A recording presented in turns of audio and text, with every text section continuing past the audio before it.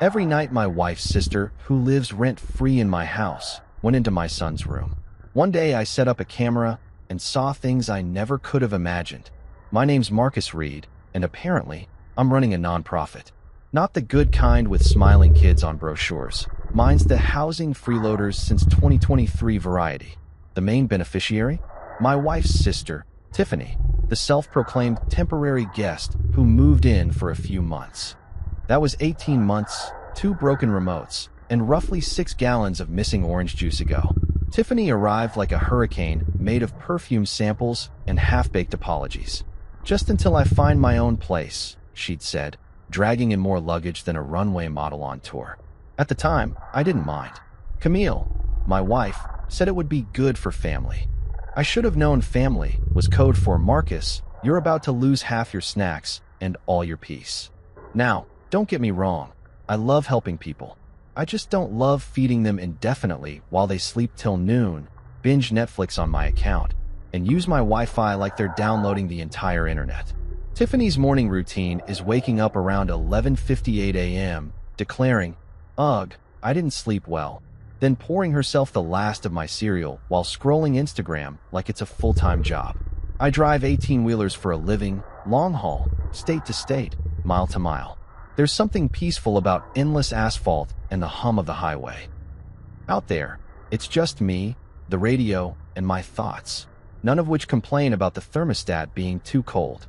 When I come home, I expect 2 things, my bed and my son's smile. Landon's 8, the kind of kid who can make a grown man tear up just by saying, "Dad, you're my hero." But lately my little sunshine's been dimming. The laugh that used to echo through the hallway now barely flickers. He sits quiet at dinner, poking at his food, eyes drifting somewhere else. One night, while I was tucking him in, he mumbled, "Aunt Tiffany's weird sometimes." I chuckled. "Weird how, bud?" He shrugged. "She just looks at me funny." "Funny how?" I asked, expecting him to say funny like clown funny. "Like she's mad and happy at the same time," he said. Then he pulled the blanket over his face and whispered, "Don't tell Mom." Now, I love my wife. Camille's sweet, caring, and loyal, except when it comes to her sister. Then logic leaves the building. If Tiffany told her the sun rose in the west, Camille would buy sunglasses for sunset breakfasts. So, when I brought it up, Camille said, "She's probably just tired, Marcus. Don't read too much into it." Right. Because sleep deprivation totally explains creepy looks at bedtime. Still, I brushed it off. Kids exaggerate, right? Maybe Landon caught her mid-eye roll. Maybe she's just awkward. I told myself not to overthink it. I was wrong. The next week, I came back from a 3-day route, Pittsburgh to Chicago and back. And something felt off the second I stepped inside. The house smelled different, like lavender candles trying too hard. Landon's toys were neatly arranged on the couch, Tiffany's couch, according to her, and she was sprawled across it, snoring like a chainsaw in hibernation. My snacks were gone, my beer was gone, and somehow my Netflix algorithm now thought I was a 30-year-old woman obsessed with dating shows and astrology podcasts. I walked upstairs and peeked into Landon's room. He was awake, sitting cross-legged, sketching superheroes. "Hey, champ," I whispered. He looked up, startled, like he hadn't heard me come in. "Oh, hey, Dad. You okay?" "Yeah. He hesitated, biting his lip. "Aunt Tiff said I shouldn't stay up late." "Smart advice," I said, but his tone didn't match the words. "Did she yell at you?" "No," he said quickly. "Too quickly. She just gets mad when I leave my door open. Says it lets bad energy in." Bad energy? The only bad energy in this house was Tiffany's aura after running out of oat milk. I wanted to laugh, but the way he avoided eye contact made my stomach twist. Later that night, while Camille and I were getting ready for bed, I tried again. "You notice anything weird with Tiff and Landon?" Camille sighed. "Weird like what?" "I don't know, just tense. He's quieter when she's around." She rolled her eyes. "Marcus, you're overreacting.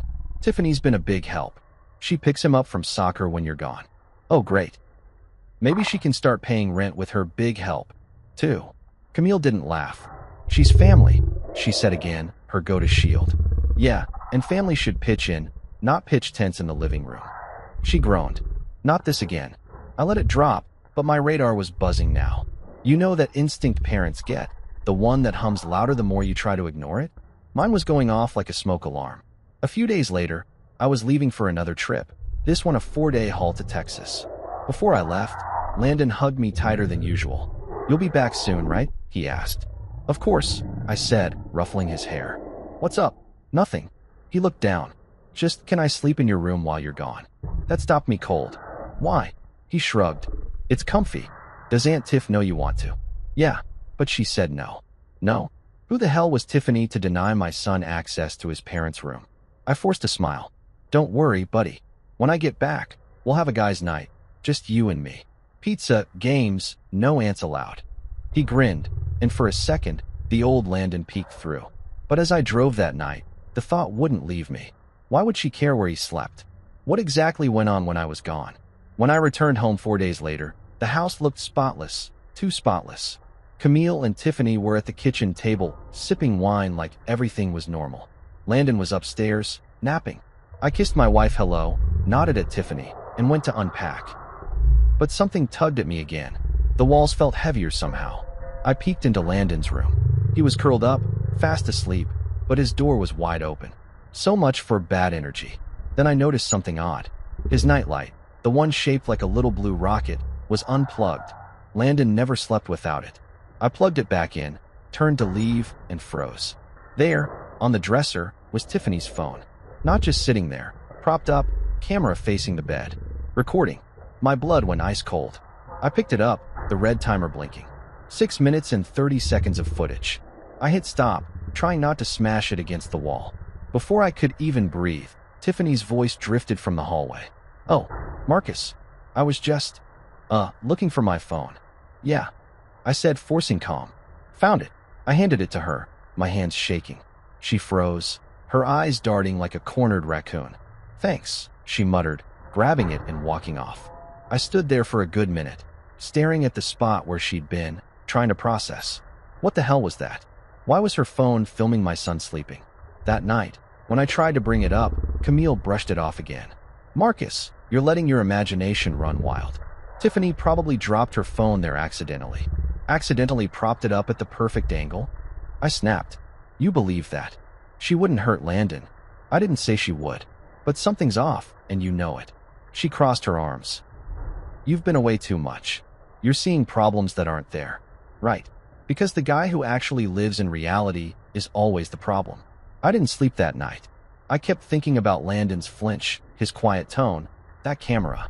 Every nerve in my body screamed that something wasn't right. When morning came, I decided to watch how Tiffany acted around him. At breakfast, she was all smiles. "Morning, sunshine. Pancakes or waffles?" Landon hesitated. "Waffles."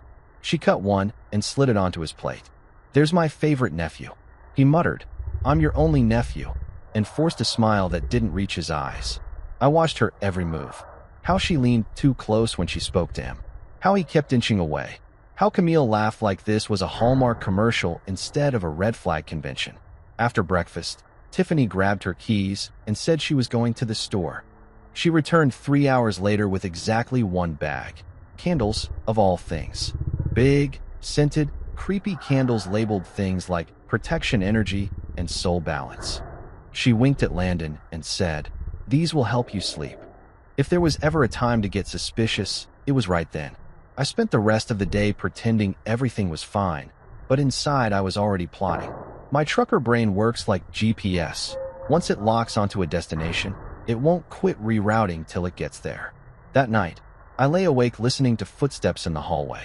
Soft ones. Light. Not Camille's.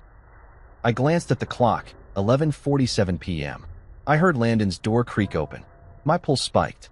I sat up, but by the time I reached the hallway, silence. I peeked around the corner. Nothing. Tiffany's door was closed. Still, I knew what I heard. As I stood there in the dark, I swore I could feel it. The shift in the air, the weight of something ugly I couldn't name yet. My father radar wasn't just buzzing now. It was screaming. So yeah, that's how it started. One freeloading sister-in-law, one uneasy kid, and one tired truck driver who just wanted his house back.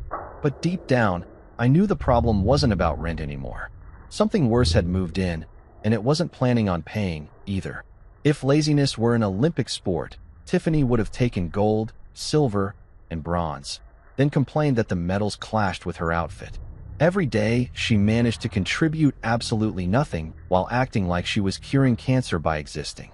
I mean, this woman had a talent for doing nothing. Like she could teach a masterclass titled Minimal Effort, Maximum Annoyance. Now, I'm not one to judge someone who's down on their luck. I've had bad years. Hell, I've had bad decades. But Tiffany wasn't down on her luck. She was reclining on it, sipping my orange juice with a straw and asking me if the Wi-Fi was slower lately. Every time I came back from a haul, it was the same routine. Her lounging on my couch in one of Camille's old t-shirts, a reality TV marathon playing, and a blanket she refused to fold.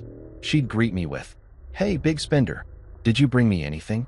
Like I was Santa Claus and not a guy whose spine was being held together by truck stop coffee. But this time, something was off. Not in this she's still mooching way. That was normal. But in the way she interacted with Landon. I started noticing patterns. She was always around him. Not in the fun aunt who spoils the kid way, but in this possessive, hovering way that made me itch. When Camille was working in her little home office, Tiffany would find excuses to be near Landon. "I'm helping him with homework," she'd say. Except Landon was in second grade and Tiffany couldn't even spell there correctly half the time. "We're watching a movie," she'd claim. But the volume would be so low it was practically a silent film.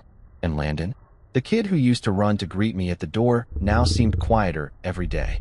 He'd play with his Legos in silence. No humming, no giggles, no "Dad, look what I built." He just looked drained, like someone had pulled the batteries out of my boy and left him on low power mode. One night, I got home early, a rare thing in my line of work. I opened the door to find the living room dark except for the glow of the TV. Tiffany was sitting there, eating chips like she was auditioning for a Doritos commercial. "Hey, you're back early," she said, crumbs falling like confetti. "Yeah," I replied, kicking off my boots. "Where's Landon?"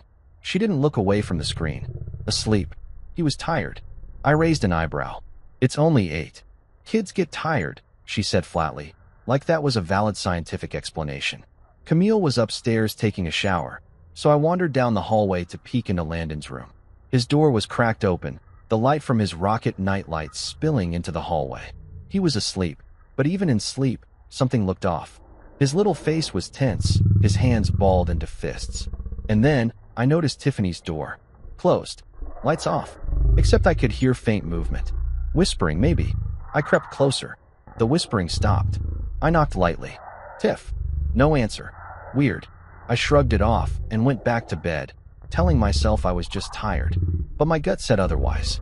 The next morning, I woke up to the smell of coffee, which was unusual because Tiffany's idea of helping out was leaving her mug in the sink for the fairies to wash. She was standing at the counter, humming. "Morning," I said, suspicious already. "Morning," she chirped. "Made coffee." I frowned. "Since when do you make coffee?" She grinned, way too wide. "Just trying to help out around here." "Right. And I'm a ballerina." Camille came downstairs a few minutes later, all smiles. "See, Marcus? She's trying. Maybe ease up on her a bit." I glanced at Landon, who was sitting at the table, barely touching his cereal. "You okay, champ?" He nodded, eyes glued to the bowl. Tiffany reached over and patted his shoulder. "He's fine. Aren't you, sweetie?" He flinched. I saw it clear as day. I wanted to say something right there, but Camille was watching. Instead, I said, "Hey, Landon, come help me in the garage for a sec." Once we were out of earshot, I crouched beside him. "Hey, bud, what's up with Aunt Tiff? You sure you're okay?" He hesitated, fidgeting with the sleeve of his hoodie. She talks a lot." "Talks a lot how?" "Like, she whispers to me when I'm asleep. I wake up sometimes, and she's sitting in the chair by my bed." I froze. "What?" He looked up, scared he'd said too much. "She says she's making sure the bad dreams don't come back." The back of my neck tingled. "And this happens when Mom's asleep?" He nodded slowly. "Please don't tell her. Aunt Tiff said Mom would be mad." Now, if there's one thing I know about parenting, it's this. When someone tells your kid to keep secrets from you, you stop giving benefit of the doubt. You go straight into detective mode. That night, I told Camille what Landon had said. She rolled her eyes so hard I thought she'd sprained something. "Marcus, she probably just fell asleep in his room by accident. Every night. She's trying to be close to him. You're gone so often. Maybe she feels protective." "Protective?" I barked a laugh. Of what? His bedtime routine. Don't be dramatic, she snapped. She's family. Oh, there it was. The sacred phrase. She's family. Apparently, that line excused everything from freeloading to midnight whispering sessions. That night, I lay awake again. Around midnight, I heard footsteps, soft, deliberate. I peeked through the crack in our bedroom door and saw her shadow gliding down the hall, straight to Landon's room. I slipped out of bed and crept after her, slow as a cat. When I reached the doorway, I saw her sitting beside his bed, head bowed, whispering something. Landon's face twitched in his sleep. What the hell? I whispered under my breath. She must have sensed me, because she jerked up like I'd fired a gun. Oh, I was just checking on him. Yeah, I said, stepping into the room. At midnight. He was tossing and turning, she said quickly. I didn't want him to have a nightmare. Then why were you whispering? I was praying, she said, her voice shaking. I narrowed my eyes. Right. Well, he's good now. You can, pray in your room. She practically ran out of there. I turned to look at Landon, who was half awake now. Dad, he mumbled. Go back to sleep, buddy, I said softly. You're safe. But was he? The next morning, Tiffany acted like nothing happened. She was all smiles, humming again, wearing one of Camille's robes like she owned the place. Sleep well? I asked pointedly. Oh, best sleep ever, she said, not looking at me. Yeah, I bet. Camille caught the tension. Marcus, please, don't start. I'm not starting anything, I said, pouring coffee. Just curious how our guest sleeps so well while the rest of us are losing our minds. Tiffany fake laughed. You're so funny, Marcus. Yeah, I said, I try. Later that day, when Tiffany went out for errands, I decided to check her room. Camille was busy, so I had 10 minutes max before I'd get the "you're invading her privacy" speech. The first thing I noticed, candles. Lots of them. Weird ones. Some half-burned, some labeled things like negative energy cleanse and third eye clarity. Oh, and a small journal sitting open on her nightstand. I didn't mean to read it. Okay, fine, I absolutely meant to. It was filled with messy handwriting and doodles of symbols that looked like rejected Ouija board designs. The entry on top read, Landon feels the energy shift. He's the pure one. Must protect him from Marcus's shadow. Excuse me? My shadow? I closed the book, backed out of the room, and had to resist the urge to pour holy water everywhere. That night, I told Camille again, trying not to sound like a man reporting a ghost sighting. Your sister's writing about energy shifts and my shadow. That's not normal. She sighed. Marcus, she's into holistic stuff. Crystals, energies, it's harmless. Harmless? I asked, incredulous. She's creeping into Landon's room in the middle of the night. That's not harmless. That's the prequel to an exorcism movie. Camille rubbed her temples. You always assume the worst. Yeah, I muttered, because assuming the best got us a live-in which who eats all my chips. She walked away, muttering something about needing space. I didn't even care. That night, when Tiffany walked down the hall again, I didn't move. I just listened. The footsteps stopped outside Landon's room.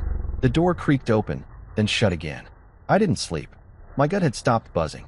Now it was screaming. The next morning, Landon came downstairs pale and quiet. Bad dreams again? I asked. He nodded. She said I'm special, that I have to let her keep me safe. I froze. She said that. He nodded again, eyes wide. She said I shouldn't tell you, or the bad spirits might come back. That was it. That was the moment the nice guy in me packed up and left. Tiffany wasn't just a freeloader. She was something worse, an energy vampire. Not in the literal fangs and blood sense, but in the sucks the light out of everyone around her sense. And she'd chosen my son as her new battery. I smiled at Landon, trying to stay calm. Don't worry, buddy. Dad's got this. That evening, while Camille was upstairs, I sat across from Tiffany at the dinner table.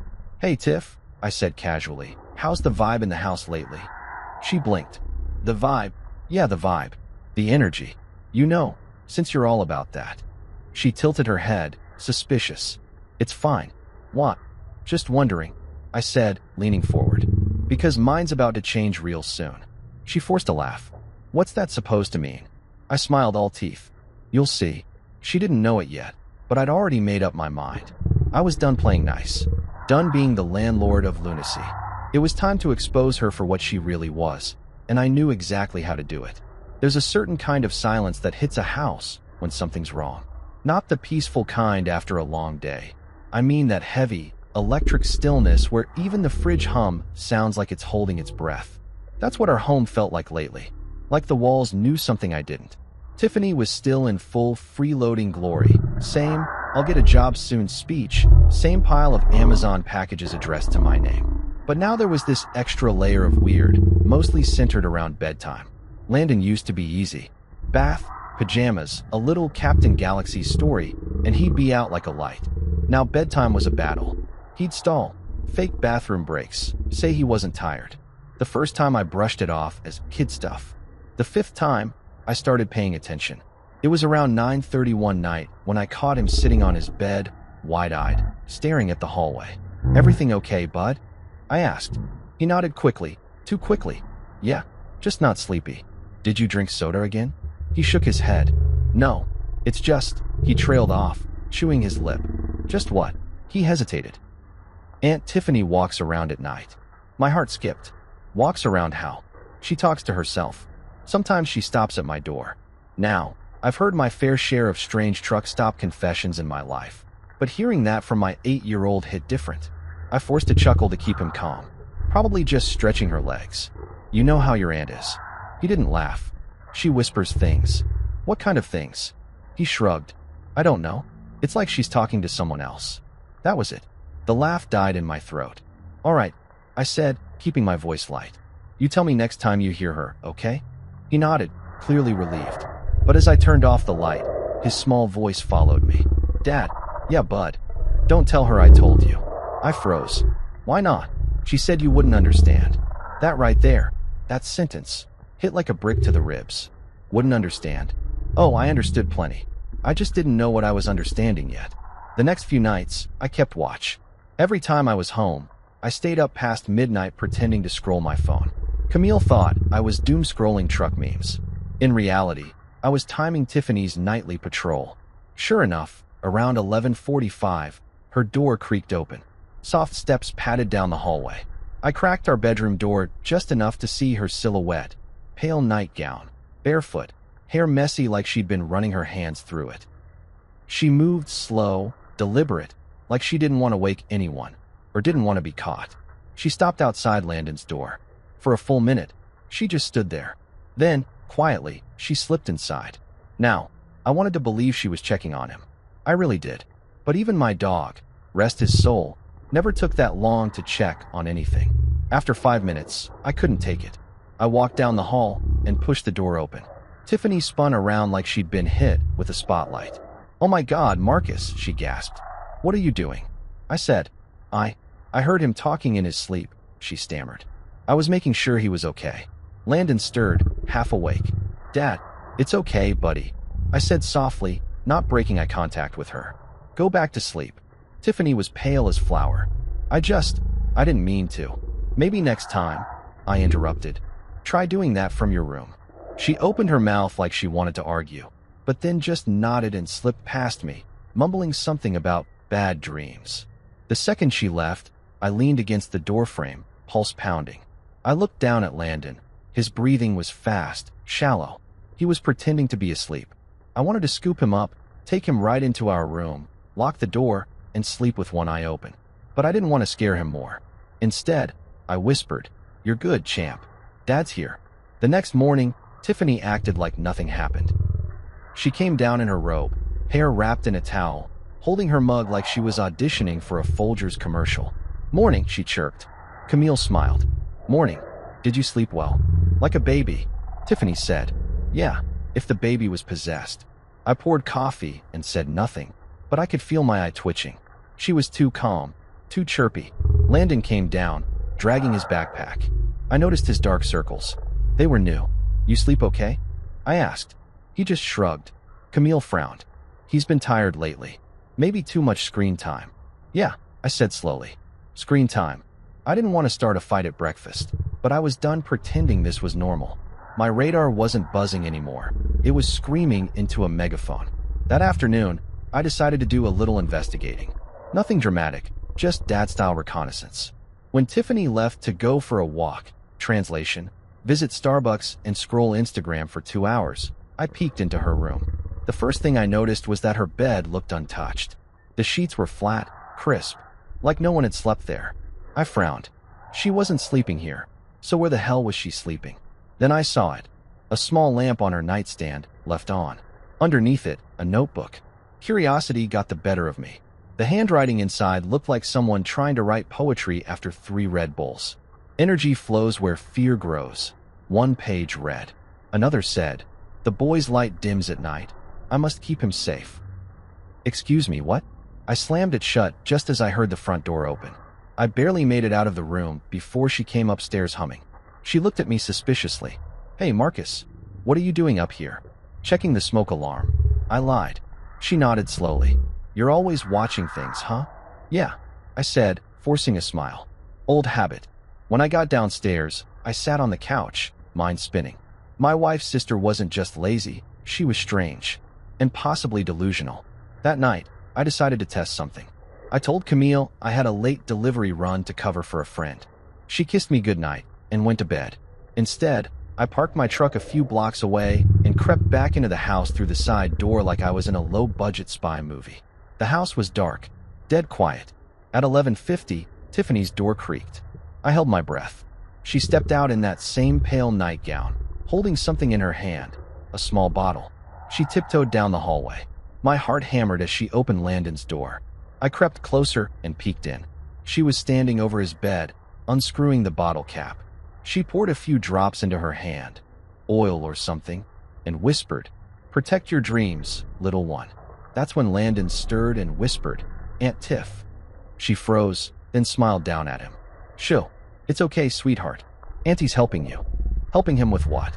I stepped inside. "Tiff." She jumped like I'd dumped ice water on her. "Marcus." "Jesus." "Couldn't sleep," I said, voice cold. "Figured I'd check on my kid. You know, like parents do." Her mouth opened and closed. I was just saving him from bad energy. "You've mentioned that before." She looked guilty, defensive. "You wouldn't understand. Try me." She clutched the bottle to her chest. "He's sensitive. He sees things. I'm helping him. Camille doesn't see it, but I do." I took a step closer. "He's 8.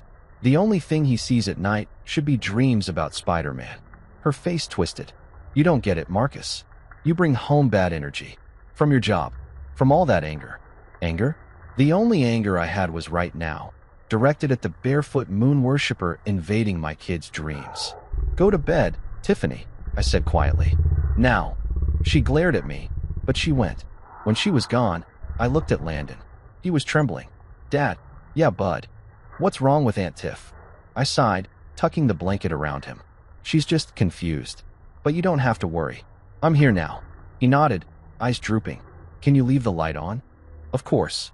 I sat in the hallway for another hour, listening. No more footsteps. No more whispers. Just the steady breathing of my kid finally getting real rest.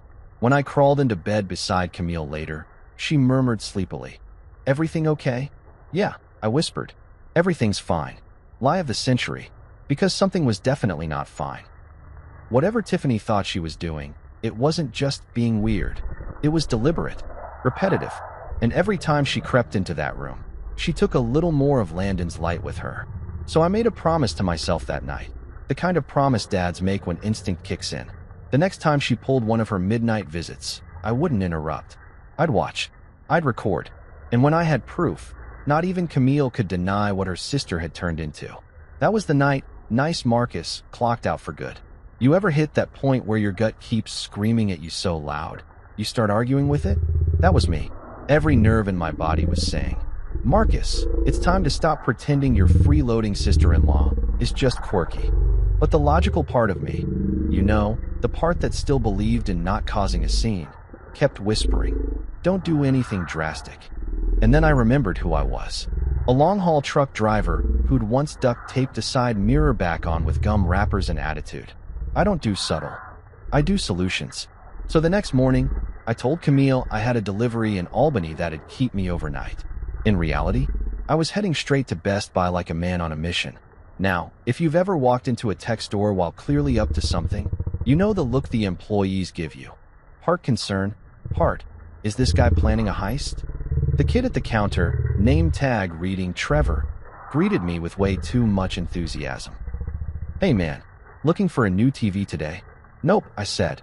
"Looking for peace of mind." He blinked. Okay, so like, home security? Something like that." I leaned in a little, lowering my voice. "I need something small, hidden, records in the dark, and streams to my phone." Trevor's eyes widened. "You trying to catch a cheater or something?" "Something," I said again, straight-faced. He grinned like we were in a spy movie. "Dude, I got just the thing." 10 minutes later, I walked out with a tiny camera disguised as a toy robot, the kind of gadget only a parent or a paranoid genius would buy. Which, lucky me, I was both. When I got home, Camille was folding laundry while Tiffany scrolled her phone, sprawled across the couch like Cleopatra waiting for grapes. "How was the run?" Camille asked. "Long," I said. "Glad to be home." "Good," Tiffany said, not looking up. "We missed you." "Yeah, I bet." That night, after everyone went to bed, I set up my little undercover robot soldier in Landon's room. I placed it on his dresser facing the bed, perfect angle. I ran the power cable behind a stack of books and tested the feed from my phone. Clear as day, I could see the bed, the doorway, and even a slice of hallway light. Landon stirred. "Dad, what are you doing?" I smiled, kneeling beside him. "Just fixing your robot, bud. Gonna keep an eye out for monsters, okay?" He grinned sleepily. "Cool. Yeah, cool. Cool and horrifying at the same time."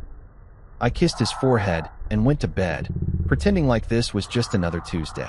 But once Camille's breathing slowed beside me, I opened my phone and launched the feed. At 11 o'clock, nothing. Midnight, nothing. Around 11:43, my phone vibrated, motion detected. I squinted at the screen. Tiffany's door opened. There she was, creeping down the hallway in that same ghostly nightgown. No phone light, no flashlight, just gliding like a damn horror movie extra. She paused outside Landon's room, hand on the doorframe, then slipped inside. My grip on the phone tightened. I zoomed in. She tiptoed closer to his bed, sat beside him, and whispered something. I couldn't hear it, but I could see her lips moving. Landon stirred. She didn't move away. Then she reached into her robe pocket and pulled out her phone, turned it on, pointed it at him. Recording. My stomach flipped. She adjusted the angle, brushed his hair back with her hand, gently, almost lovingly, then whispered something else. Landon shifted, mumbling in his sleep, and she smiled. Smiled. Every part of me wanted to charge in there and throw her and that phone straight out the window. But I didn't. I needed proof. Hard proof. Because if I confronted her now, Camille would find a way to twist it back on me. "Marcus, you're overreacting." "Marcus, she's family." "No, not this time." After about 6 minutes, Tiffany stood up, turned off her phone, and left the room. I waited another 30 seconds before replaying the footage. And there it was, clear as daylight. Tiffany recording my sleeping son, whispering his name, touching his hair. My jaw locked. You know that feeling when rage and disbelief hit at the same time? It's like someone replaced your blood with boiling water. I wanted to storm into her room right then and demand answers, but I forced myself to breathe. My dad once told me, "Don't fight mad, fight smart." So I decided to play it smart. The next morning, I sat at the table nursing coffee that tasted like acid. Tiffany floated in, wearing sunglasses and a smug smile. "Morning," she said, yawning. "Sleep well?" I asked. "Oh yeah, best night in ages." "I bet," I said, smiling thinly. Camille, blissfully unaware, was humming as she packed Landon's lunch.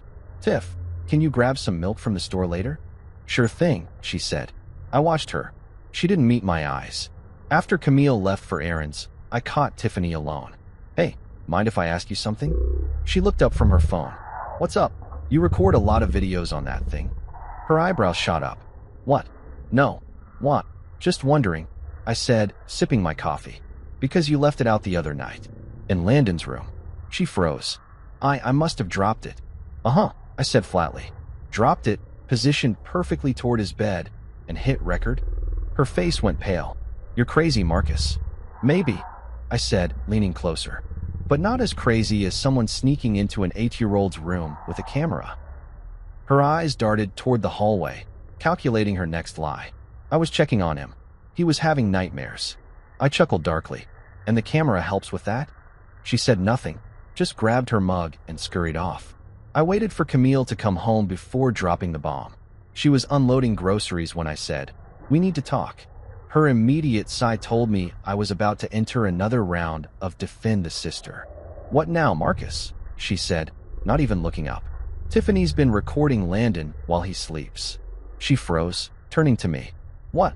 "I caught it on camera." "You what?" I pulled out my phone and showed her the footage.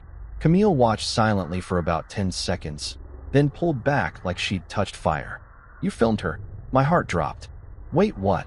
"That's invasion of privacy," she snapped. "You can't just put cameras in the house." "Camille." She was probably just checking on him. At midnight. With a phone. I said, incredulous. "Are you hearing yourself?" "You're always so suspicious of her," she said, tears welling up. "You hate my sister." I wanted to laugh. "Hate her? Lady, your sister's a walking red flag wrapped in bathrobes and weird energy oils." "I don't hate her," I said slowly. "I hate what she's doing. There's a difference." Camille crossed her arms. "Delete it." "No," I said. "Not until we talk this through." She stormed off, and for the rest of the night, the house was thick with tension. Tiffany stayed locked in her room, probably burning sage or plotting her next act. I didn't sleep. I just stared at the footage over and over. That creepy whisper looped in my head. By morning, I made a decision. I needed more evidence, not just one recording. Because right now, Camille was clinging to denial like it was a life raft. But denial doesn't stand a chance against repeat offenses. So I upgraded my setup. Moved the camera a little higher this time, now hidden in the air vent with an even better angle. Added a second one facing the hallway. When you drive trucks for years, you learn the art of patience. You can stare down 200 miles of empty road and keep your focus. This was just another long haul. That night, I pretended to go to bed early. Camille was cold but quiet, pretending not to care. Tiffany watched some show in the living room, then disappeared into her room. Around 11:38, motion alert. I opened the app, and there she was again. Only this time, she wasn't empty-handed. She was holding something small, a candle. My pulse shot up. She lit it as she entered Landon's room, her lips moving fast, frantic. She knelt beside his bed, holding the candle near his head, whispering louder now. I couldn't hear everything, but I caught fragments. "Keep him safe. Bad spirits gone, light protects." Protects him from what? Rent payments? Reality? At one point, she reached under his pillow, pulled out a tiny pouch, and sprinkled something. Salt, maybe. Around the bed. My chest burned. Landon stirred. "Aunt Tiff." She shushed him. "Go back to sleep, baby." That's when I saw it. His tiny hand moving toward the edge of the bed like he wanted to push her away. That was all I needed. I ended the live feed, jumped out of bed, and stormed down the hall. When I threw open that door, Tiffany screamed, the candle tipping, wax splattering on the floor. "Marcus," she shrieked. "What the hell is this?" I barked, pointing at her. "You lighting candles in my kid's room now?" She clutched the candle like a weapon. "You don't understand. I'm protecting him." "From what? My electricity bill?" "From you," she blurted. That stopped me cold. "From me?" I repeated. She nodded wildly, eyes glassy. "Your energy hurts him. I can see it. I can feel it." Camille appeared at the door, half asleep, confused. "What's going on?" "She's been doing some kind of ritual in Landon's room," I said, still glaring at Tiffany. Camille's eyes darted between us, panic rising. "Tiff, tell me that's not true." Tiffany burst into tears. "I'm trying to help. You wouldn't understand." "Oh, I understood plenty." I turned to Camille, holding out my phone. "It's all here. Every night. You wanted proof? Congratulations. You're married to the guy who's been recording a live horror show." Camille covered her mouth, shaking. Tiffany sobbed louder. Landon peeked out from under his blanket, terrified. That's when I knew the time for arguing was over. Tomorrow, things were going to change. And this time, there'd be no "she's family" excuse to hide behind. There are moments in a man's life where his jaw actually hurts from how hard he's clenching it. That was me the morning after catching Tiffany, the discount priestess of bad decisions, waving a candle around my kid's room like she was blessing the furniture. I'd spent most of the night replaying the footage, half furious, half horrified, fully awake. Camille barely said a word.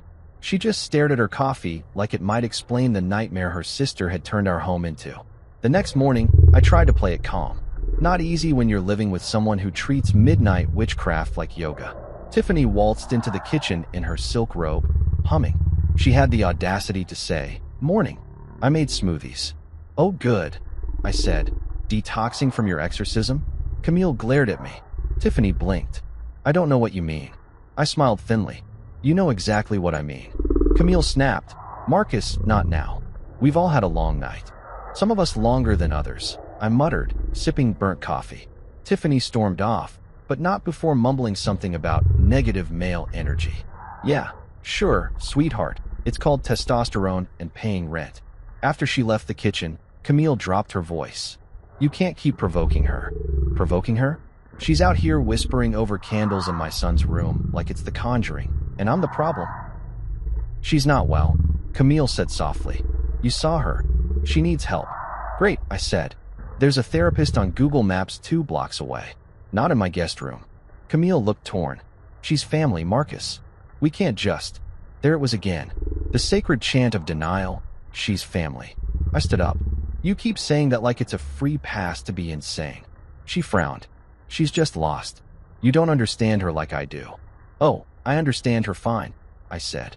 "She's lost, but not in life. She's lost in my damn house."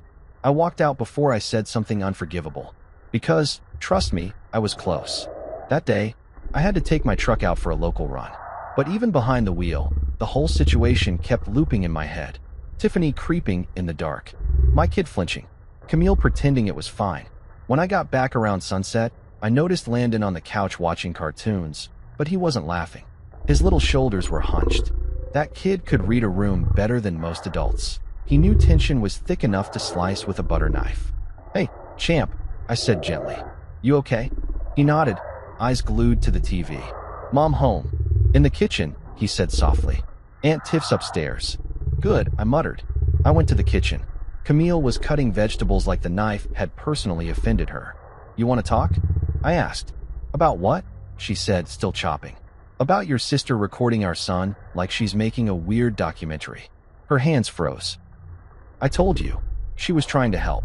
"Help him what? Audition for Paranormal Activity." She dropped the knife. "You don't get it. She's fragile, Marcus." "Fragile?" "She's one seance away from a padded room." "Don't," Camille said sharply. "She's my sister." I ran a hand through my hair. "Camille, I'm done pretending this is fine. She's crossed the line." Camille looked exhausted. "So what do you want to do? Kick her out? In front of Landon?" I paused. That hit me in the gut.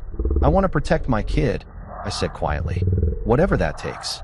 We stood there in silence until she turned back to the cutting board. "Just don't do anything rash, okay?" Too late. I'd already done the mental math on rash. That night, I couldn't shake the image of Tiffany smiling over my sleeping son.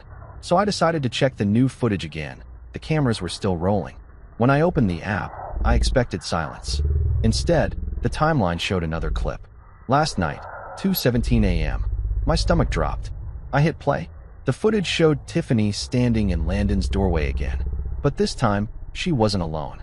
She had her phone out, flashlight on, pointed directly at his face. She was recording again, whispering.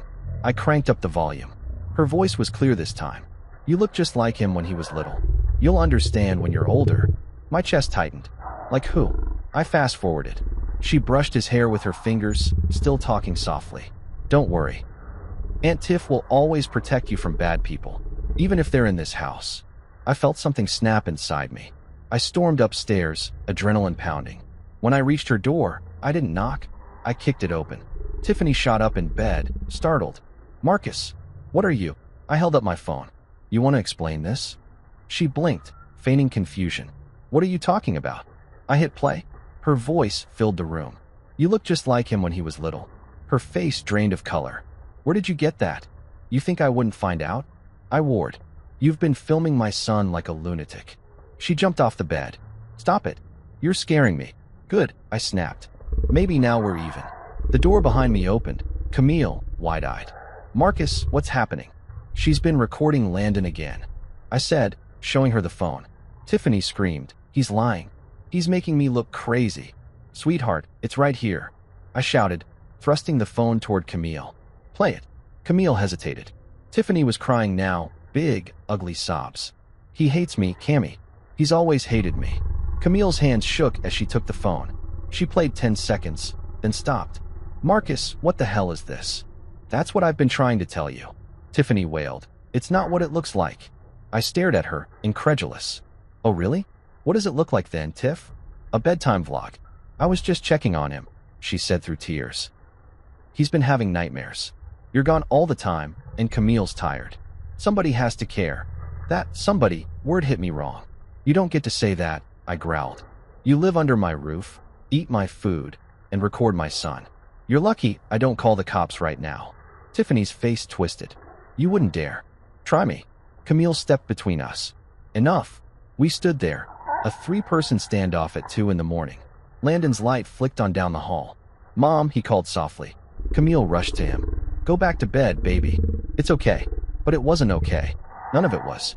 I went downstairs, pacing. I needed air, logic, something. But all I could think about was the look in Tiffany's eyes when she said, You'll understand when you're older.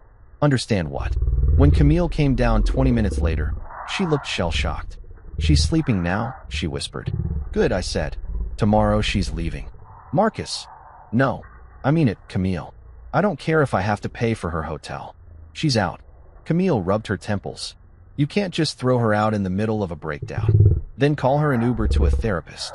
She looked at me, pleading. Just one more day? Let me talk to her. One more day, I said coldly. Then I'm done. I went to bed and stared at the ceiling till dawn. But Tiffany wasn't done yet. The next night, I got another alert at 12:09 a.m.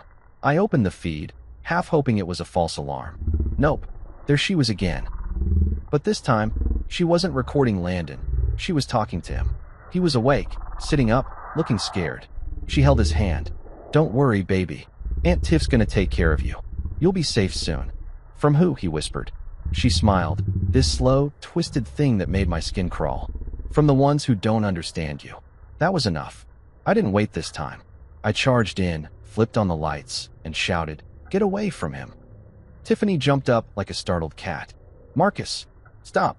Landon burst into tears. Camille ran in seconds later. What's happening now? I pointed at Tiffany. Check my phone. She's doing it again. Camille's face drained as she looked at Landon crying. Tiff, go downstairs. Now. Tiffany started to argue, but Camille's tone turned sharp for the first time. Now, Tiffany. That finally did it. She stormed off, muttering about how ungrateful everyone was. I pulled Landon close. He was trembling. It's okay, buddy. She's not coming near you again. The next morning, Camille didn't argue anymore. She saw it all on the footage. The whispering, the recording, the candle. She sat at the table, pale and silent, coffee untouched. I don't even recognize her, she said quietly. Yeah, I said, exhausted. Welcome to the club. That afternoon, while Tiffany was out, I packed her things. Suitcase, clothes, all of it. I didn't even care if she screamed. But she didn't scream. When she got home and saw the bags by the door, she just laughed. That eerie, hollow laugh that made my skin crawl. You think this house will be peaceful without me? She said softly. You'll see. Good, I said, opening the door. Then I'll finally get some sleep. She walked out, slow, like she was floating. And for the first time in months, the air in that house felt breathable again. But even as I locked the door, I couldn't shake the sound of her voice saying, You'll see. Because crazy or not, she'd left something behind. Something that felt bigger than bad vibes. And I wasn't sure what it was yet. If there were a manual for dealing with freeloading in-laws who dabble in midnight candle magic, I would have memorized it cover to cover by now. But since that book doesn't exist, I had to write my own playbook. Title, Operation Eviction. How to remove a lunatic from your home without getting arrested. Camille didn't like the title, or the plan, or me, for that matter, because apparently, I was making things worse. Right. Because me catching her sister whispering over our son like some unlicensed exorcist was clearly an overreaction on my part. That morning after Tiffany's latest episode, I tried to do the rational thing, show Camille the proof. I had everything. Timestamps, videos, audio of Tiffany whispering creepy affirmations like, You look just like your dad when he was little. It was all there, ready to go. When I played the first clip, Camille's reaction was not what I expected. She didn't gasp, didn't freak out. She fumed. Marcus, you violated her privacy. I blinked. Excuse me. You can't just install hidden cameras in the house. What if I'd walked in there? Well, you didn't, I said flatly. But your sister sure did. That's not the point, she shouted. Then what is? Because the point to me is that your sister is recording our son at night and chanting nonsense in his room. Camille's eyes flashed. You don't know what she was doing. Oh, I think I do, I said, scrolling to another clip. You want me to hit play again? Maybe this time we can have popcorn. She slapped the phone out of my hand. Enough. That was the moment I realized I wasn't just fighting Tiffany. I was fighting denial. Thick, unbreakable, titanium-grade denial. She stormed off, slamming the bedroom door so hard the picture frame rattled. Tiffany came downstairs 10 minutes later, her face perfectly composed, holding a cup of tea like she was starring in a British period drama. Everything okay? She asked sweetly. I gave her a look that could melt steel. You tell me. She blinked, feigning innocence. Marcus, I don't know what you think you saw. Oh, you know exactly what I saw. I was protecting him, she said softly, her voice trembling just enough to sound rehearsed. You don't believe in energy work, so you wouldn't understand. You're right, I said. I don't understand why you're still living here. Her lip quivered. You want to kick me out? Yes. Glad we're finally on the same page. She gasped like I'd proposed arson. Camille will never agree to that. Camille, I said, isn't the homeowner. That shut her up for about 5 seconds, which, in Tiffany time, is an eternity. Then she switched tactics. I can leave, she said quietly, but Landon will miss me. I leaned forward. If you ever say his name again, I swear. Marcus, Camille barked from the stairs, having caught only half the sentence. Stop threatening my sister. Perfect timing, as always. I threw my hands up. You know what? Fine. I'll be the bad guy. Again. Camille ran to comfort Tiffany, who started crying right on cue. I just wanted to help, she sobbed into Camille's shoulder. I never meant to cause trouble. Yeah, sure. And I never meant to discover Wi-Fi passwords. They both disappeared upstairs. I sat alone at the kitchen table, staring at my mug, thinking, this is how horror movies start. Nobody believes Dad. So, I decided to stop asking for belief. I'd get proof. More proof. Unarguable proof. That night, after everyone went to bed, I repositioned the cameras. One in Landon's room, another facing the hallway, and a third, this time in the living room, just in case Tiffany decided to expand her witchcraft to other square footage. Then I waited. Now, waiting when you're angry is an art form. It's pacing between rooms, checking your phone every 30 seconds, pretending to watch TV, but really watching the shadows. Around 11:50, I heard movement. The hallway camera pinged. Tiffany again. She wasn't holding a candle this time, though. She had a bowl of water. What was this, baptism now? She crept into Landon's room, muttering something about cleansing energy. I zoomed in. She dipped her fingers in the bowl and flicked water toward his bed like she was seasoning a steak. I could feel my blood pressure spiking. When she started whispering, "Let go of his light, let go," I had enough footage to make Spielberg jealous. The next morning, I called in backup, my brother, Kevin. He's a cop. More importantly, he's the kind of cop who enjoys seeing chaos unfold at other people's houses as long as he's not on duty. He showed up in uniform, which I didn't ask for but appreciated. Nothing says, "Get your stuff together," like a badge at breakfast. When Tiffany saw him walk in, she froze mid-bite of avocado toast. "Morning," Kevin said cheerfully. "How's everyone doing?" Fine." Camille stammered, clearly nervous. "Marcus, what's he doing here?" "Just thought we'd have some coffee with family," I said, smiling way too wide. Kevin sipped his mug like he was watching a movie.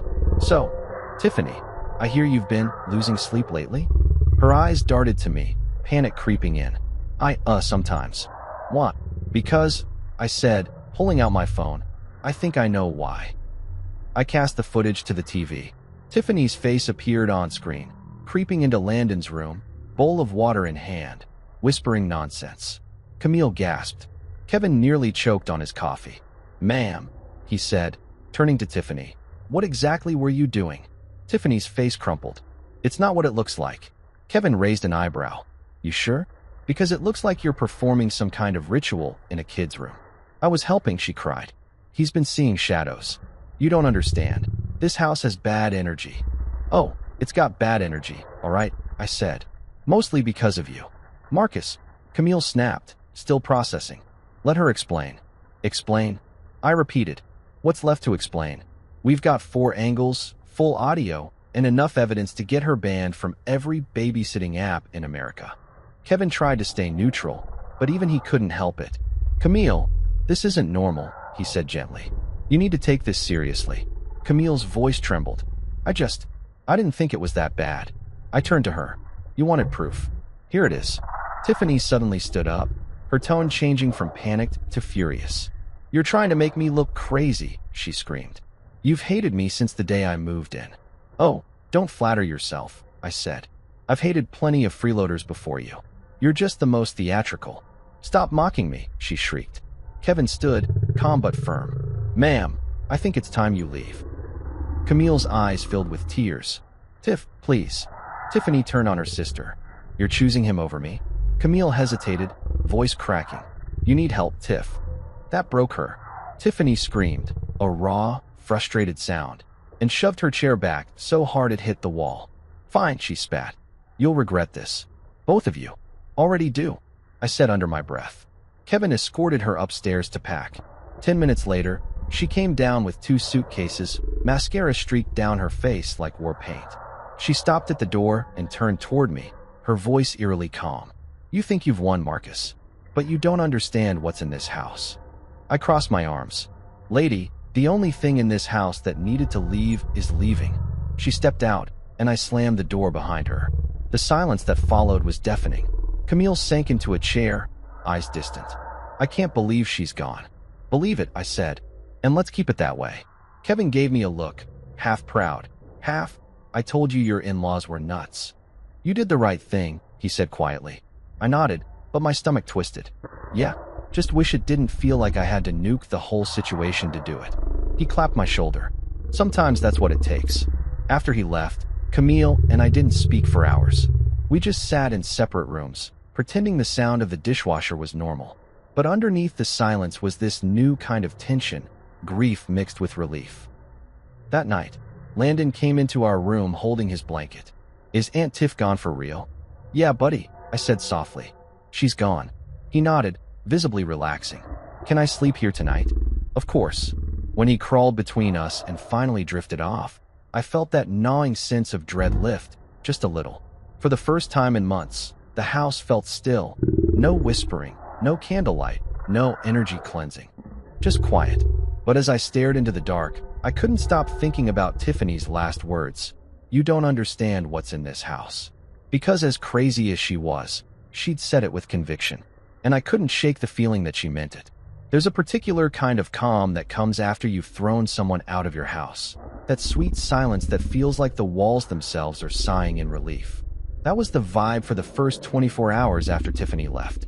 The air smelled cleaner, the floors felt firmer, and even the lights seemed brighter. Landon was back to laughing. Camille wasn't crying. Yet, and I could finally eat my snacks without filing a missing persons report with the pantry. But if you've ever lived with someone who thrives on chaos, you know they leave a residue. Like glitter. You think it's gone, and then you catch a sparkle in the carpet and realize, nope, still here. Tiffany was gone physically, but somehow her presence lingered. Her perfume still clung to the couch. Her crystals were still lined up on the windowsill like sparkly landmines. And every time the floor creaked at night, my brain whispered, she's back. 3 days after she left, Camille was still in mourning mode, like her sister had died instead of been evicted. She walked around the house like a ghost, clutching her coffee mug and staring at her phone. I knew what she was doing, waiting for a text from Tiffany. When I came home from my route Friday evening, she was sitting at the dining table surrounded by photo albums, sniffly and red-eyed. I just don't understand how things got this bad, she said. Tiff wasn't always like this. She was exactly like this, I said, hanging up my jacket. You just didn't notice because she used to live somewhere else. Camille glared. You could show a little compassion. I did, I said. 18 months of compassion. Free room, free food, free therapy session every time she cried about energy parasites. She's my sister, Camille whispered. Yeah, and she was creeping into our son's room like a bedtime burglar. I snapped. Family or not, that's a deal breaker. Camille winced. I just wish we could help her. She needs professional help, not my Wi-Fi password. She looked like she wanted to argue, but didn't. She just stood up and walked away, leaving me alone with the ghosts of bad decisions past. That night, I decided to do a final cleanup. I grabbed a trash bag and started collecting all the leftover nonsense Tiffany had scattered around. Half-burned candles, weird jars of herbs, rocks she claimed vibrated at a higher frequency. When I reached the windowsill, I noticed something I hadn't before, a small pouch tied with red string tucked behind one of the crystals. Curiosity got the better of me. I untied it. Inside was a folded piece of paper, stiff with dried wax. On it, written in shaky handwriting, were the words, "Keep the boy's light safe. Block the father's shadow." I nearly dropped it. Now, I'm not a superstitious man. I don't believe in ghosts, curses, or psychic cats. But reading that, after everything I'd seen, sent a chill crawling down my spine. I tucked the paper into my pocket and threw the rest of the stuff in the trash. I didn't tell Camille. She'd just say it was symbolic. Later that night, I went to check on Landon before bed. He was asleep, breathing softly, one hand clutching his stuffed bear. For the first time in weeks, he looked peaceful. I leaned down and kissed his forehead, whispering, "You're safe now, buddy." The next morning, things finally started feeling normal again. We had pancakes. Camille laughed, actually laughed, at one of Landon's silly jokes. I thought maybe, just maybe, the storm had passed. Then the doorbell rang. I opened it and almost slammed it shut again. Tiffany stood there, hair a mess, eyes red, clutching a grocery bag like it contained her soul. "Don't," I said flatly. "Whatever this is, don't." "Marcus, please," she said, voice trembling. "I left something important. I just need 5 minutes." "You left a lot of things," I said, most of which I threw out. Her eyes widened. "You didn't touch the windowsill, did you?" My heart thumped once hard. "Why?" Her face drained of color. "Because that was for protection." "Protection from what?" I demanded. She shook her head violently. "You don't understand." "You." Camille's voice interrupted from behind me. "Tiff." "Camille." Tiffany rushed forward, but I blocked her. "She's not coming in," I said. Camille frowned. "Marcus, let her get her stuff. Her stuff is in the trash where it belongs." Tiffany's voice rose. "You can't throw away energy wards." "Lady, I can throw away anything I bought," I said. Camille squeezed my arm. "Marcus, please." I looked between them, my exhausted wife and her wide-eyed sister, and sighed. 5 minutes. And I'm watching you." Tiffany nodded frantically and darted past me. She went straight to Landon's room. I followed, arms crossed, ready to yank her out if she so much as breathed weird. She froze in the doorway, staring at him sleeping. "He's brighter now," she whispered. I gritted my teeth. "Don't start." She turned to me, eyes wild. "You don't get it, Marcus. He's special. The things I saw. You saw your eviction notice." "That's all," I said. But she didn't stop. She reached into her bag and pulled out another candle, small and white. I stepped forward. "Put that down. It's just for cleansing," she cried. "The house still feels heavy. You don't understand, his light attracts." I snatched the candle from her hand. "We're done with this. Out. Now." Camille appeared behind us, her expression torn. "Tiff, you should go." Tiffany looked betrayed. "You're choosing him over me again?" Camille's voice broke. "You need help." That was it. Tiffany's mask cracked. She let out this guttural, half-sob, half-laugh sound that didn't sound human. "You think you're safe? You're not safe," she hissed. "He brings it with him wherever he goes." I stepped between her and my family. "You need to leave right now." She glared at me one last time, then stormed out. The door slammed so hard a picture frame fell off the wall. Landon stirred, mumbling in his sleep. I picked the frame up, my pulse still racing. Camille collapsed onto the couch downstairs, silent tears streaming down her face. I sat beside her, rubbing her back. "She's gone for good now," I said softly. Camille nodded, whispering, "I hope so."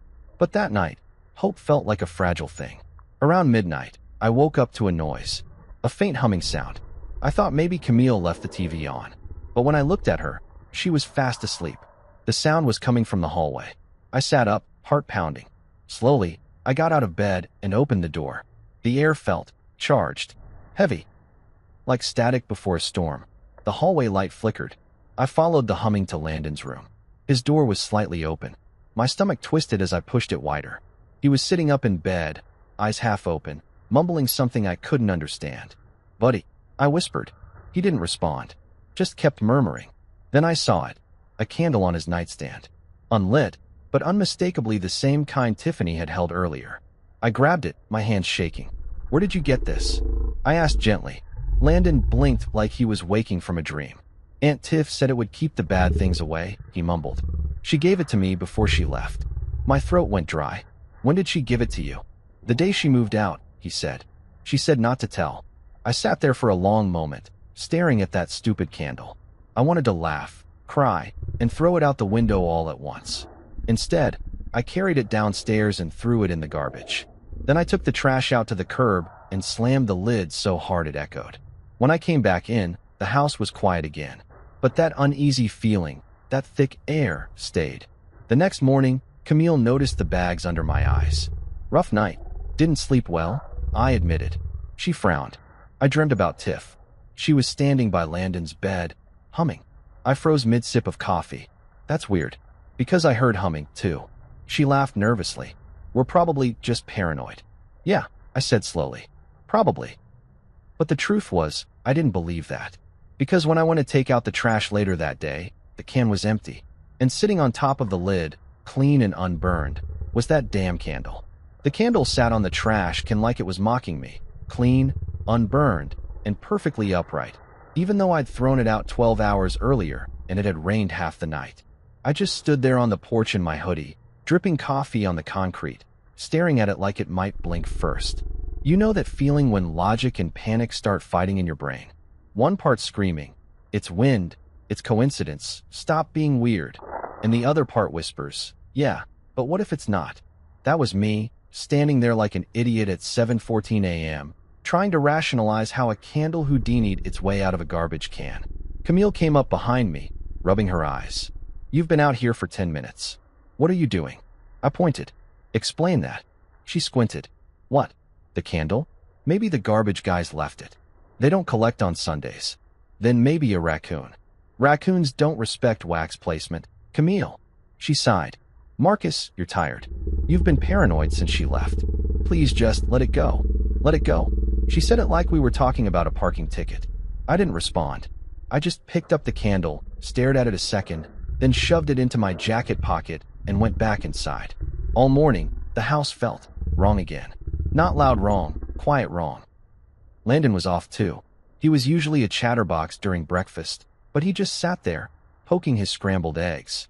You okay, buddy? I asked. He shrugged. Bad dream. Want to tell me? He hesitated, eyes flicking toward Camille, then back to me. Aunt Tiff was here. My fork froze midair. In my dream, he said. She was standing by the window. She said she forgot something. I forced a smile. It was just a dream, champ. He nodded, but he didn't look convinced. And neither was I. Around noon, I did what any rational, sleep-deprived man in my situation would do. I called Kevin. Bro, he answered between bites of something crunchy. You sound like you saw a ghost. I might have, I said. Uh-huh. Is this about Tiffany again? Yes. He groaned. Man, she's gone. You won. Why are you still thinking about her? Because stuff's weird, that's why. I threw out one of her candles, and it came back. He snorted.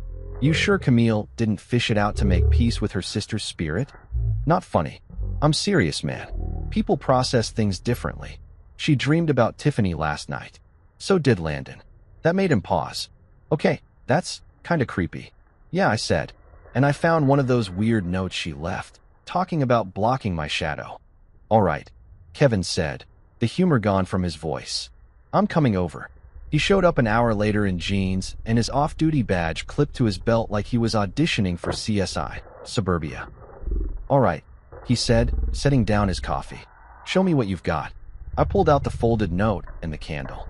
Exhibit A and Exhibit B. He studied the note, frowning. Dude, this looks like she copied it from a witchcraft subreddit. Funny you should say that. She was always on her phone reading that kind of junk. He handed it back. So what's the plan here, Mulder?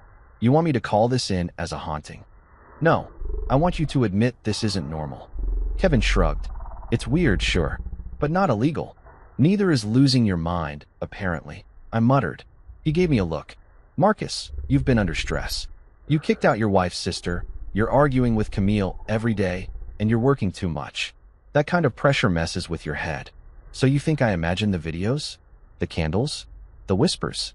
I'm saying your brain's trying to make sense of chaos, he said. Maybe Tiffany's gone, but the paranoia stuck around. I rubbed my temples. You sound like Camille. Good, he said. She's right. I didn't answer, but that conversation crawled under my skin and stayed there like a splinter. That evening, Camille and I had one of those quiet non-dinner dinners where you can hear the forks louder than the conversation. Landon was in his room building a Lego city. I pushed my mashed potatoes around and finally said, "You know Kevin thinks I'm losing it?" Camille didn't look up. He's a cop. They all think everyone's losing it. I chuckled. Fair. Then she sighed. Marcus, maybe he's not wrong. That hit harder than I expected. Excuse me. She finally looked at me, eyes soft but firm. You've been obsessed. Watching old footage. Checking the cameras every night. You're scaring me a little. Scaring you? I'm trying to protect you. From what, Marcus? She's gone. I took a deep breath, trying to calm the storm inside. You didn't see her face that last night, Camille. The way she looked at Landon, it wasn't normal. She said there was something in this house. Camille's jaw clenched. You think I don't remember that? I've been trying not to. Before I could respond, Landon screamed. Not the playful kind, the bone-deep, something's wrong kind. We both bolted upstairs. His room was dark except for the glow of his rocket nightlight. He was sitting up in bed, pale and shaking. Buddy, I rushed to him. What happened? He pointed at the window. She was there. Who? Aunt Tiff. She was outside. She was looking at me. Camille gasped, running to the window. I flicked on the light, heart hammering, and yanked the curtains open. Nothing. Just the yard, the old oak tree, the streetlight flickering in the distance. She's gone, Camille whispered, voice trembling. She was there. Landon insisted, tears spilling down his face. She waved at me. I pulled him close, feeling his little heart pounding. It's okay, buddy. You're safe. But my hands were shaking. After we finally got him calmed down and back to sleep, I went outside with a flashlight. The grass was damp, the air heavy with rain. I scanned the yard, nothing. I was about to turn back when the beam of light caught something near the window. Footprints. Bare ones. I crouched down. They were small, women's size, and clear as day in the mud. I followed them halfway to the road before they vanished. When I went back inside, Camille was waiting at the door, pale as chalk. You were gone too long. What did you see? I showed her the photos on my phone. Her knees buckled, and I caught her before she fell. No, she whispered. No, Marcus, she wouldn't. But she might. That night, I couldn't sleep. I kept staring at the hallway, waiting for movement. Around 1 a.m., my phone buzzed, motion alert. I opened the app and froze. The camera feed showed Landon's room door slowly opening. My blood ran cold. Then a shadow crossed the frame. Thin, familiar, feminine. I zoomed in, heart racing. It wasn't Tiffany. It was Camille. She walked up to Landon's bed, touched his forehead, and whispered something. The app picked up faint audio. It's okay, baby. She's gone now. Don't be afraid. Relief flooded me, followed by guilt. Of course it was Camille. Of course she'd check on him after what happened. I felt stupid for assuming the worst. I was about to close the app when something moved behind her. A second shadow. I blinked. No, it couldn't be. I rewound. Played again. It was faint, like static, a silhouette near the doorway. The moment Camille turned toward it, the feed glitched and froze. My hands were sweating. I hit refresh. The image returned, the room empty. Come on, Marcus, I muttered. Get it together. But when I checked the hallway camera, it had caught something too, the faint outline of a figure passing through the beam of light. And here's the part that made my blood turn to ice. That figure wasn't barefooted. It was wearing the same white robe Tiffany wore every night she snuck into that room. I didn't sleep for the rest of the night. By morning, I looked like hell. Dark circles, jittery hands, caffeine pumping through my veins. Kevin dropped by again after I called him in a panic. I showed him the footage. He watched it twice, frowning. Could be light refraction, he said finally. Reflection off the camera lens. Reflection of what? Anything. Shadows, headlights, bugs. Headlights don't wear robes. Kevin. He sighed. Look, bro, I get it. You're freaked out. But you can't keep living like this. I'll have a patrol car swing by tonight, okay? Just in case. That helped for about 5 minutes. The rest of the day was a blur. Camille barely spoke. Landon clung to his stuffed bear like a lifeline.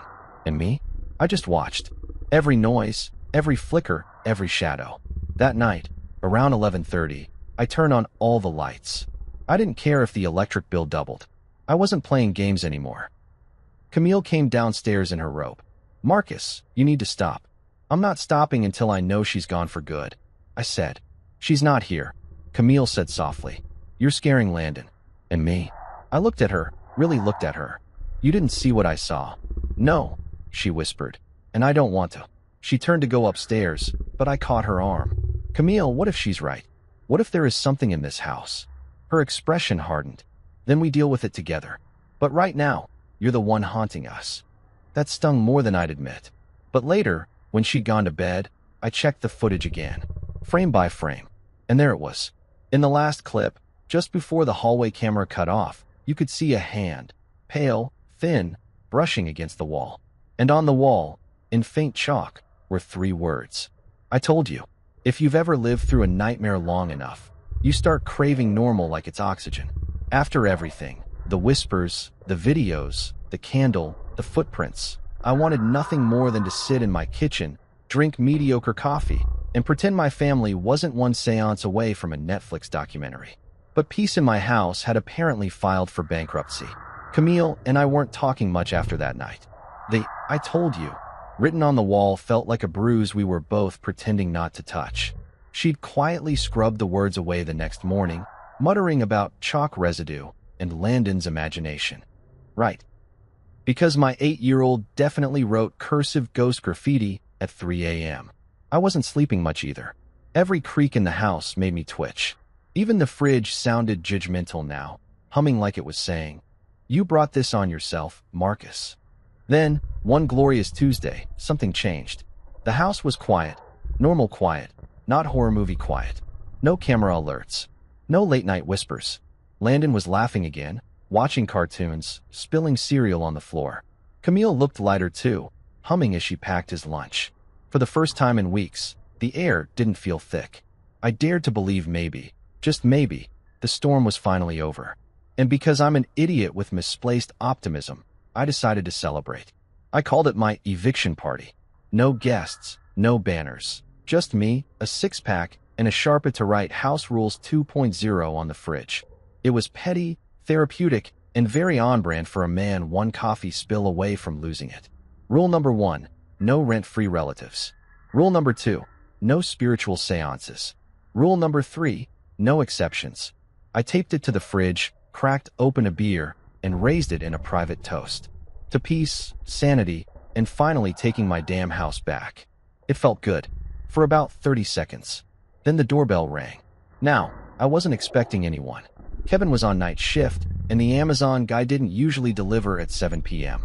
So when I opened the door and saw no one there, just a small package on the porch, I got that familiar crawl up my spine. The box was plain. No return address. Handwritten label. Just my name. I called out, "Real funny, FedEx." Because that's what you do when you're scared and pretending you're not. Camille appeared behind me. "Who's it from?" "No clue." She frowned. "Maybe Kevin?" He'd text first. We stared at it like it was ticking. Finally, I picked it up and shook it. Lightweight. Something rattled inside. Camille grabbed scissors. "Let's just open it." I cut through the tape and lifted the lid. Inside was a single candle. White. New. Wrapped in red string. Camille gasped. And tucked beneath it, a note. Same shaky handwriting as before. "You threw away the wrong one." I dropped the box like it burned me. "No. Nope. Not doing this again." Camille covered her mouth, tears welling. "Marcus, what does it mean?" "It means your sister's still out there, playing Ghostbusters from a distance." Camille shook her head. "She wouldn't send this. She doesn't even have our address anymore." "Oh, I'm pretty sure she memorized it while living rent-free for a year and a half." I snapped. She winced. "Marcus, stop." But I couldn't stop. I could feel my pulse pounding in my ears. "She's screwing with us, Camille. I told you she wasn't done. You think people like her just disappear?" Camille stepped closer, voice trembling. "Then what do? We end this," I said. "Properly." She looked at me, worried. "What does that mean?" "It means I'm calling Kevin."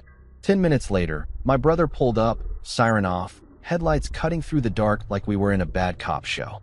He got out, chewing gum, calm as ever. You really need to start charging admission for this circus, he said. Read the note, I said, shoving it into his hand. He scanned it, frowning. Same handwriting. Yeah. He examined the candle next. You sure this isn't one of the ones you tossed? I'm positive. He looked skeptical. Marcus, I'm not saying you're wrong, but sometimes. Don't, I said sharply. Don't hit me with another your stressed speech. You see this handwriting? You think Landon did that too? Kevin sighed. Okay. So what's the play here? You want me to go knock on her door? Yes, I said, and make it clear she's not to contact us again. No visits. No letters. No witch starter kits in the mail. Camille whispered, Kevin, maybe you should check on her. She sounded unstable last time. He nodded. I'll look into it. That night, he texted me around midnight. Kevin, talk to her landlord. Me, she's still in town? Kevin, nope. Moved 2 weeks ago. No forwarding address. I stared at the screen for a long time. Moved 2 weeks ago, before the package arrived. I didn't tell Camille that part. The next morning, Landon came into the kitchen holding something. Dad, look what I found. I turned and nearly dropped my coffee. He was holding a candle, not the one from the box, a different one. Half-burned, the exact kind Tiffany used in her midnight rituals. Where did you get that? I asked. In the backyard, he said innocently. By the tree. It was just sitting there. Camille froze. Marcus. I took the candle from him carefully. It was warm. That's when I noticed the faint wax trail leading toward the fence. I followed it all the way to the gate, and there, half buried in the mud, was something that made my blood run cold. Footprints. Again. Bare. But this time, smaller. Landon's size. I called Kevin immediately. She's been here, I said. I know it. He sounded groggy. Marcus, it's 7 a.m. I don't care if it's 7 Mars time. She was here. He sighed. You checked the cameras? Yes. But when I pulled up the footage, the app said error. Feed disconnected. The cameras had gone offline sometime after midnight. Kevin came over 2 hours later with that cop face that says, I'm humoring you, but also mildly concerned. He walked the yard, took photos, even lifted a few prints. Could be anyone, he said finally. Kids cutting through the yard. Kids with candles? I said, Marcus, he warned, don't do this to yourself. But I was already gone. Not physically, mentally. I was halfway down the rabbit hole, and my sanity was waving goodbye from the entrance. That afternoon, Camille tried to lighten the mood. Let's just go out tonight. Dinner, maybe a movie? Sure, I said automatically. We got dressed, left Landon with our elderly neighbor, Mrs. Parker, and drove to this little Italian place downtown. For a moment, it almost felt like old times. Her smile, the smell of garlic bread, no talk of candles or shadows. Halfway through dinner, Camille reached across the table and took my hand. You know, you've been holding this house together even when everything fell apart. I'm sorry I doubted you. That hit me like a truck. Hey, I said, smiling. We both went through hell. I just want things normal again. Me too, she whispered. We got home around 9. I tipped Mrs. Parker, thanked her, and went to check on Landon. He was asleep, tucked under the covers. The nightlight glowed soft blue. Peaceful. Finally peaceful. Camille went to shower while I sat at the edge of the bed, brushing a hand over Landon's hair. You did good, champ, I whispered. No nightmares tonight. Then I saw it. On the nightstand. A candle. White. Red string. New. My blood turned to ice. I snatched it up and ran to the living room. Camille. She came out wrapped in a towel, alarmed. What happened? I held up the candle. How did this get back in here? Her face drained of color. Marcus, that was in the box. I put it in the basement. Well, congratulations, I said tightly, because it's having a field trip in our son's room. Her eyes darted toward the stairs. Maybe he didn't, I snapped. He's been asleep since we left. She covered her mouth. Marcus, I don't understand. Neither do I said. But I'm done waiting for it to make sense. I grabbed my phone, called Kevin again. Bring your gun, I said. He was there in 10 minutes flat. We checked every inch of the house, attic, basement, yard. Nothing. No footprints this time. No open windows. Just the lingering scent of wax. Kevin rubbed the back of his neck. Marcus, I don't know what to tell you, man. You've got me spooked. I looked at him. You still think it's just stress? He didn't answer. That night, I couldn't stay still. I poured myself a drink, sat on the couch, and stared at the candle sitting on the table like a smug little demon souvenir. Camille came down around midnight, sleepy-eyed. "Come to bed." "Not yet." "Marcus, please. This obsession, it's eating you alive. Better me than our kid." She looked at me sadly, then went back upstairs. I sat there for hours. The candle didn't move, didn't flicker, didn't do anything. Until 2:17 a.m. That's when I heard a soft creak from upstairs, followed by a voice. Landon's voice. "Mom." Then Camille's voice. "It's okay, baby. Go back to sleep." Except Camille was asleep in our bed. I could hear her breathing through the monitor. My stomach turned cold. I ran up the stairs, 2 at a time. Landon's door was half open, and standing beside his bed, her hand hovering just over his shoulder, was Tiffany. Not a hallucination, not a dream. Tiffany. She turned her head slowly, eyes wild, skin pale. "You shouldn't have thrown them away, Marcus," she whispered. "You let it in." I lunged forward, but she was gone, vanished like smoke. Landon gasped awake, crying. Camille ran in seconds later, panicked. "What happened?" I was shaking, pointing at the empty spot by the bed. "She was here. I swear, Camille, she was right here." But there was nothing. No candle, no footprints, no trace of anything, except the faint smell of lavender and smoke. That's when I realized Tiffany had been right about one thing all along. The house wasn't haunted by her. It was haunted by whatever she'd brought with her. 6 months later, the house finally breathed again. The air didn't taste like dread anymore. The walls didn't hum with tension, and Landon laughed freely. That belly-deep, pure kind of laugh that used to fill every corner. Camille and I still carried our scars, invisible ones, but at least we'd stopped walking on eggshells. The candles were gone, the crystals gone, the cameras boxed up in the attic like ghosts of their own. Tiffany never came back. Not in person, not in letters, not even in whispers. Kevin said her landlord claimed she left town without warning, moving somewhere quiet. The cop part of him found that suspicious. The brother part of me just called it karma. Life returned to something like normal.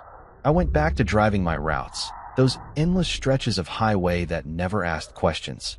There's something comforting about asphalt. It doesn't care about what's haunting you.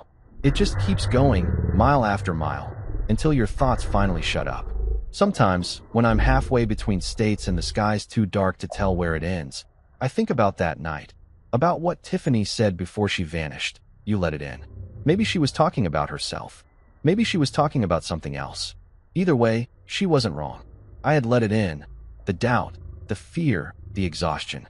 I let someone else's madness rent space in my head and forgot to collect payment. Camille and I are rebuilding, slow and quiet. We talk more now, laugh more, sleep easier. Landon's drawings went from black scribbles back to bright superheroes. Sometimes, when I tuck him in, he still asks, "Dad, do you think Aunt Tiff's okay?" And I always answer, "Yeah, buddy. I think she's finally where she needs to be." He smiles, and I believe it, even if I don't fully know what it means. Driving one night last week, I caught a glimpse of something in my side mirror, just a flash of white at the edge of the road. A robe maybe, or fog, or nothing at all. I slowed down, heart pounding, but there was nothing there. Just my reflection staring back, tired but alive. That's the thing about the road. It teaches you how to move on. Not because you forget where you've been, but because you finally accept you can't drive backward forever. So yeah, maybe there was something in that house. Maybe there wasn't. But what I know for sure is this. Family can haunt you worse than any ghost, and peace isn't found in silence. It's earned through every mile you keep going, no matter how much the past screams in the rearview mirror. And if I ever see another candle tied with red string, I'm not lighting it. I'm running it over.